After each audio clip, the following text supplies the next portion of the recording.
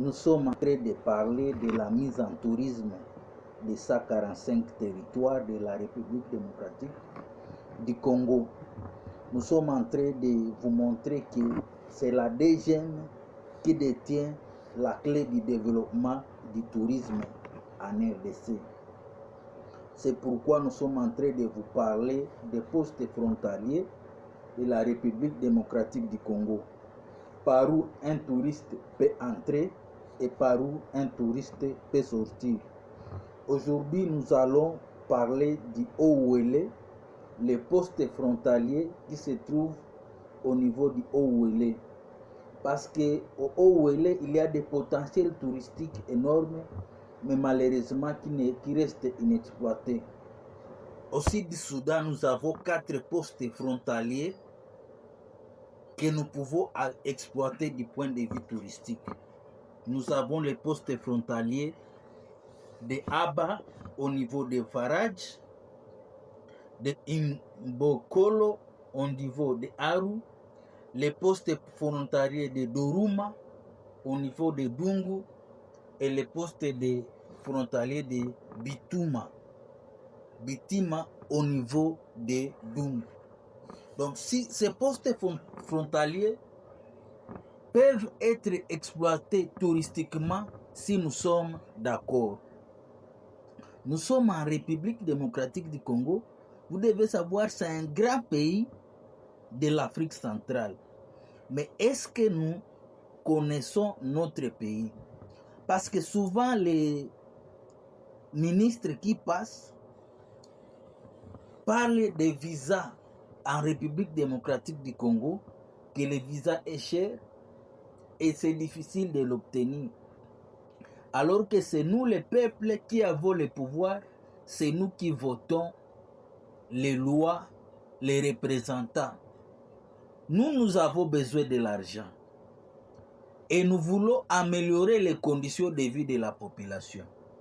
Parmi les moyens les plus faciles, c'est pour que nous puissions nous endetter à la Banque mondiale, à la FMI, à BAD, c'est le tourisme. Parce qu'un touriste qui entre en République démocratique du Congo, c'est 10 emplois qu'il crée automatiquement.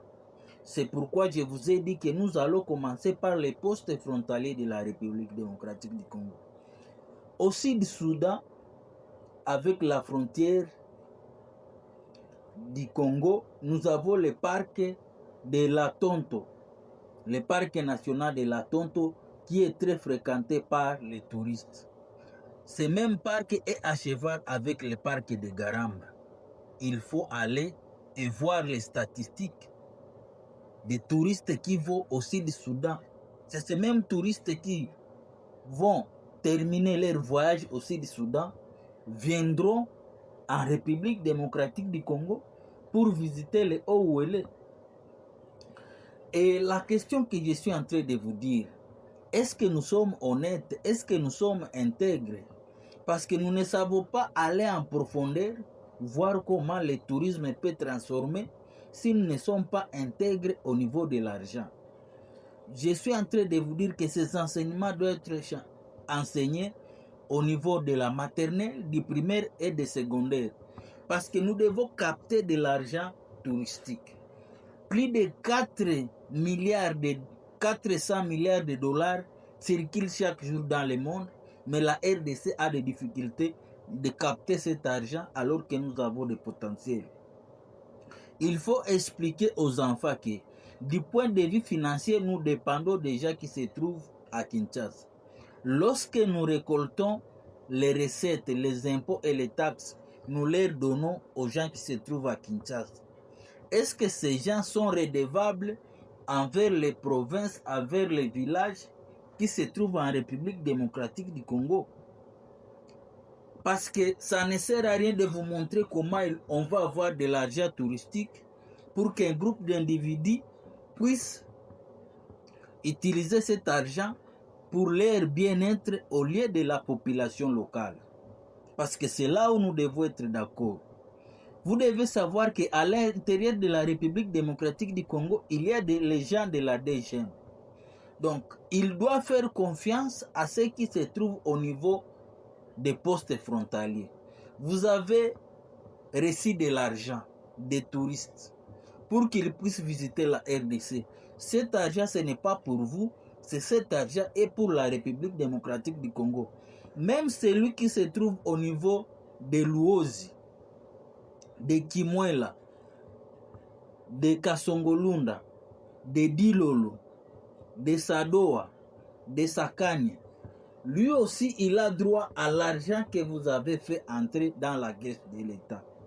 Parce que souvent, ce que nous reprochons, des gens qui ont la responsabilité du peuple, lorsqu'ils reçoivent de l'argent, ils pensent que l'argent, ça leur appartient alors que c'est l'argent du peuple. Je vous ai dit que nous avons la République, nous avons les provinces, nous avons les villes, nous avons les communes urbaines, nous avons les quartiers, nous avons les villages. Et pour cela, je vous ai dit, nous avons 33 villes, 145 territoires. Nous avons 78 855 villages. Est-ce que l'argent qui va entrer au niveau des postes frontaliers, seulement à cause du tourisme, cet argent sera redistribué même pour ceux qui se trouvent là? Souvent, nous nous lamentons comment est-ce que les Mbororo, les LRA et d'autres groupes armés entrent en République démocratique du Congo. Parce que la question est de savoir, les gens qui se trouvent à nos postes frontaliers, est-ce qu'ils sont bien payés? Les gens de l'hygiène, de l'OCC, des GDA, est-ce qu'ils sont bien payés pour faire leur travail? Parce que si les gens qui se trouvent au niveau des postes frontaliers ne sont pas bien payés, ils auront tendance à se servir de l'hôtel. Celui qui travaille à l'hôtel, mange à l'hôtel. Je vous donne des solutions pour centraliser le système. Normalement, quelqu'un qui doit entrer en République démocratique du Congo, même celui qui se trouve très loin à Kasongolunda avec la frontière avec l'Angola, il doit connaître que autant de touristes sont entrés en République démocratique du Congo. Même celui qui est entré à Ishasha, il doit savoir autant de personnes sont entrées et autant de personnes ont quitté. De sorte que nous puissions avoir confiance les uns les autres et qu'à la fin du mois, chacun puisse se retrouver. C'est vrai, les postes frontaliers enviés, c'est ceux qui ont beaucoup de trafic comme Kasumbalesa, comme Lufu. Mais tous les postes frontaliers que nous avons peuvent apporter de l'argent si nous sommes d'accord. Même les gens qui se trouvent à l'intérieur de la République démocratique du Congo, à Lomami, au Chopo, au Sankour, et aussi doivent se retrouver au Maniema. Donc ici, je suis en train de vous parler de la connectivité. Que l'argent que nous allons percevoir au niveau touristique, que cet argent soit redistribué équitablement, pas par un groupe d'individus. Parce que souvent nos gouvernements échouent, souvent les ministres se succèdent sans qu'il y ait de l'impact au niveau de la population, parce que nous ne sommes pas connectés, nous ne sommes pas redevables. La question est de savoir pourquoi les gens veulent frauder, veulent faire la corruption. Est-ce qu'ils sont bien traités? Parce que celui qui se trouve au niveau du Eowele est autour de 3800 km de Kinshasa.